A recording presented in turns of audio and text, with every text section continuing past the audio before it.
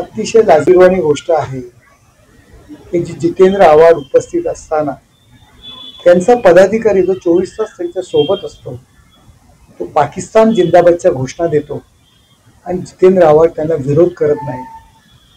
देशद्रोही प्रकार हा जितेंद्र आव्हाडांच्या समक्ष त्या ठिकाणी झालेला आहे।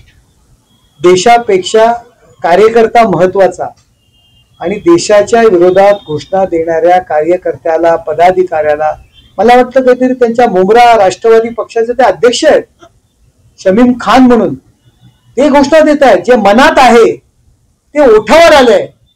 जितेंद्र आव्हाड अशा गोष्टींना जर खतपाणी घालत असतील तर त्यांना आमदार म्हणून राहण्याचा अधिकार नाहीये।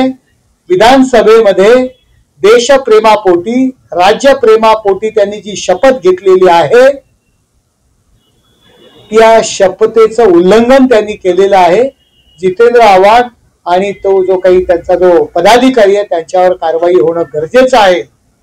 ज्या ज्या ठिकाणी जितेंद्र आव्हाड जातील त्या त्या ठिकाणी लोकांनी त्याचा निषेध करणं गरजेचं आहे। आणि मला लाज वाटते हे उबाटाचे जे नेते जितेंद्र आव्हाडांच्या मांडीला मांडी लावून बसतात मोठ्या मोठ्या आघाडीच्या गप्पा मारतात जितेंद्र आव्हाडांचा निषेध करू शकत नाही। जो आज व्हिडिओ समाज माध्यमांवरती फिरतोय त्या व्हिडिओच्या संदर्भात पोलिसांनी कार्यवाही करणे गरजेचं आहे।